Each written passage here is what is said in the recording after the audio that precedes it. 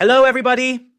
Herzlich willkommen, bienvenidos. I am Mario's digital twin. Yes, the virtual version. What an amazing white knight.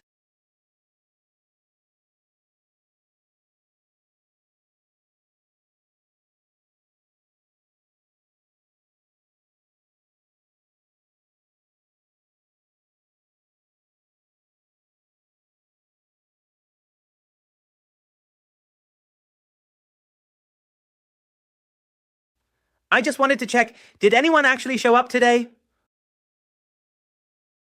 Oh, wonderful, I see a full house. That's perfect. Well, my job was only to break the ice. The real Mario is much better at this, so let's welcome him. Mario, the stage is yours. A look into the future. Today I come to make a confession. The day I proposed the title of my presentation to the Congress organizers, I never imagined everything I was going to discover in my research. At this event, we have the best professionals at an international level, and I want you to join me on this journey I have already taken. We are living through a critical moment, standing on a bridge between conventional dentistry and digital dentistry. The right time is now, not decades ago when we experienced the so-called digitalization of dentistry. While one of us analyzes a single X-ray, artificial intelligence can read thousands. And to make you aware of the magnitude of what's coming, let me share this news. Amazon Q Developer, the AI-powered assistant for developers, enabled Amazon to migrate tens of thousands of product applications from Java 8 to Java 17. That represents a time-saving equivalent to about 4,500 years of development. This is an abysmal scale, and we must be prepared. Another interesting fact. OpenAI was able to reduce what are known as hallucinations by 90% in just 1 year. Hallucinations occur when ChatGPT starts giving incoherent answers. When this happens, we need to close that chat and start a new one. A 90% improvement in a single year is such a leap forward that it's hard to even grasp. This is an evolutionary staircase of the most recent breakthroughs in dentistry. Of course, it's an image I generated with AI, except for the ceramic implant, which I manually added myself. But with this, I want to show you that we are at an absolutely disruptive moment in our profession. Thanks to artificial intelligence, we can now give visual and tangible form to what passes through our imagination, to the ideas that develop in our minds. For example, this triangle, which I have called the triangle of the future, shows us that we are heading in the right direction.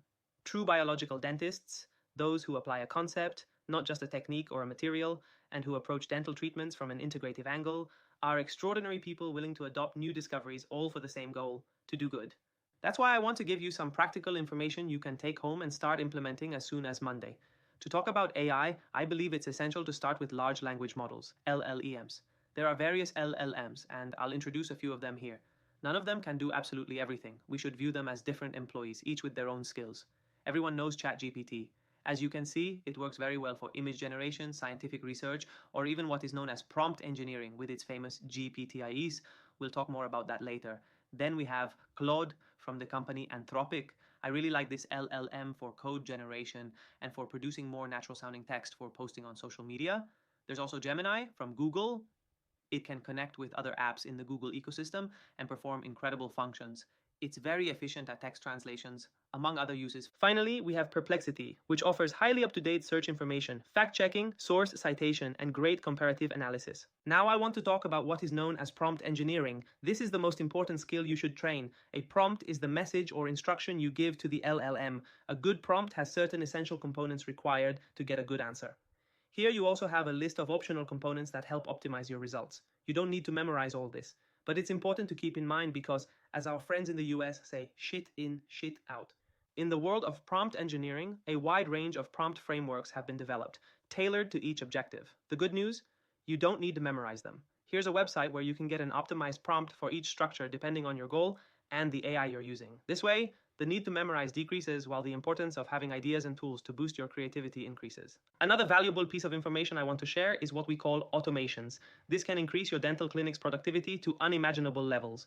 Process automation can be done with software like Make. Here you can see its main features that make it ideal for starting tests and entering the fascinating world of workflow automation.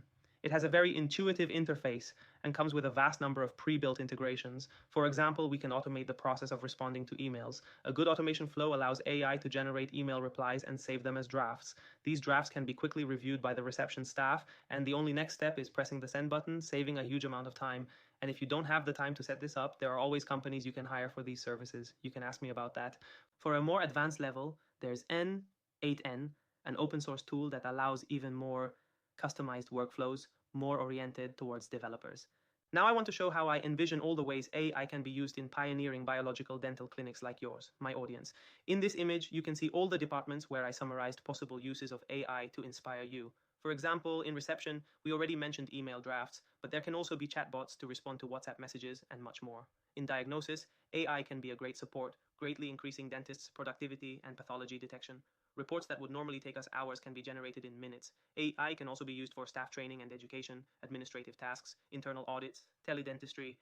The possibilities are vast. In Spain, this brilliant team at the University of Santiago developed an algorithm capable of detecting bacterial plaque on the surface of teeth based on standardized photographs.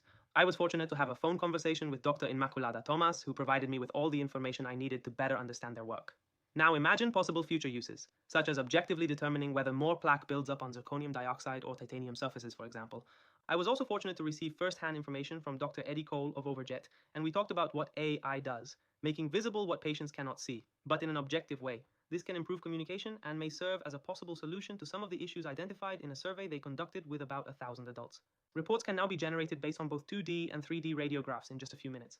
But it goes further. STL files can be generated from cone beam CT scans. This allows us to visually show patients all the detected foci. We can even graphically display the pulp of each tooth or the filling of root canals and check whether any canal was left untreated. It's impressive what can be visualized. Look at this. What a quality, and how we can see this lesion associated in apical of tooth 44. But really, the hypothesis that arose for me when I decided to talk about this subject was focused on apical lesions. I conducted a review of the scientific literature from recent years, studies showing how AI is trained for the detection of apical lesions. Here are the main conclusions I found. AI can see what humans don't even suspect.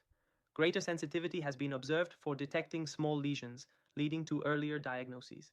Earlier detection means better treatment and higher success rates. AI therefore increases sensitivity in detecting apical radiolucencies. The greatest benefit was seen in small lesions and in endodontically treated teeth. Interesting, right? But let's go further. In my research, as I browsed through various publications, one concept struck me: the false positive. What is a false positive? In testing algorithms for apical radiolucency detection, a false positive occurs when the AI says, yes, there is a lesion, but the expert dentist or dentists say there's no lesion, and I ask myself, does a false positive mean the AI is wrong? Is the gold standard for apical lesion detection the human eye? The human eye perceives shades of gray. AI doesn't perceive grays, it perceives mathematical matrices, it can detect changes. This question led me to what I've defined as the Leeuwenhoek paradox. Are we in a moment similar to when microscopes first detected those black spots that later turned out to be living microorganisms and entire worlds? Microbiology is the universe of everything the human eye cannot see, but the microscope can. This is an interesting reflection, isn't it? Food for thought. Let's keep going. Everything we've discussed about AI is a whole new world of possibilities, but I want to show you some important conclusions from regulatory institutions. The dentist is at the center of everything. There are certain things AI can do and certain things it cannot. But ultimately, responsibility always falls on the practitioner. Here's something that caught my attention. In China, thousands of these AI-assisted medical booths are already being deployed. The patient enters the booth, describes their symptoms, and an AI produces a preliminary diagnosis before connecting them to a doctor who can then prescribe the necessary medication. The booth even contains medication the patient can take directly. If it's not available, the patient can purchase it online from the nearest pharmacy and go pick it up. This is happening today. This is not the future, it's the present. And it makes me think one step further. Perhaps they will one day develop a booth like this, which I've called the dental smart booth. I imagine a booth where patients can complete their full anamnesis, describe their symptoms, even undergo an intraoral scan, and, if regulations ever allow, even an X-ray.